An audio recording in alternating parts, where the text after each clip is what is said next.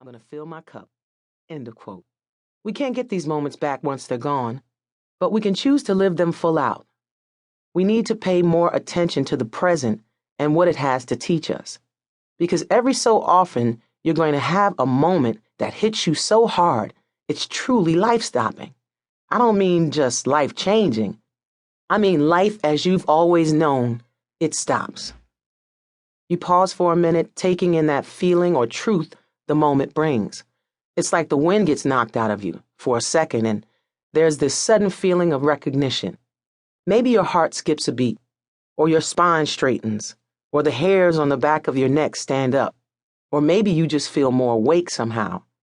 But from that point on, everything changes, either by just a few degrees or by a full 180. That moment, whether it's something wonderful like the sudden realization that you're in love with somebody, or something terrible like the news that you've just gone broke, will shape the rest of your life. Every following moment you live and action you take will be a byproduct of the insights you gained and the hurt or joy you felt, and you'll have a choice to make in how you respond. It can tear you down, or you can choose to see and hear what the moment has to tell you, learn from it, and decide where to go from there. When that life-stopping event happens, it can bring real clarity to a situation. It's like the queen inside us speaking the truth, and we be wise to listen. Good or bad, that moment is a gift, because it's a chance for our inner voice to cut through all the noise and tell us what we really need to hear.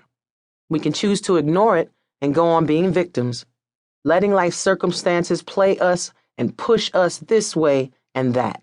Or we can put on our crowns and fill our cups with the best that life has to offer.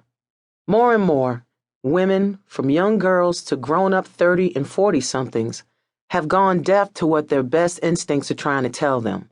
We're sleepwalking on some path we think we're supposed to take. We're feeling the pressure to be a certain way and not be our true, authentic selves. Too many of us don't feel we're good enough. We worry if we don't have boyfriends or if we're not married with kids by a certain age. We stress if we haven't achieved some milestone in our careers, or we haven't bought a house and mortgaged ourselves to the hilt like the rest of our friends. We beat ourselves up when we eat too many biscuits and gain 5 pounds. We put ourselves down and fuss and fret that we don't look like Halle Berry. Some women who were beautiful to start with even put themselves through all kinds of cosmetic procedures to look like their favorite celebrities or supermodels, and the results can be downright frightening. What's with all this self-loathing? I read something the other day that made my heart sick. Females ages 16 to 24 are more vulnerable to partner violence than any other group, almost 3 times the national average, according to a US Department of Justice survey. Teenage pregnancies are at an all-time high. HIV infection rates have soared, and AIDS is now the leading cause of death among African American women ages 25 to 34, according to the Centers for Disease Control and Prevention.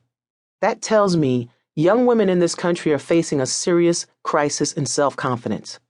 I believe the government is partly to blame for taking proper sex education out of the classroom, but there's more to it than that.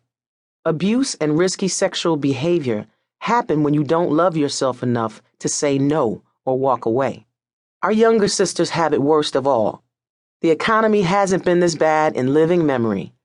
You're leaving college deep in debt and with seemingly slim prospects of finding any job, let alone the career you'd hoped for.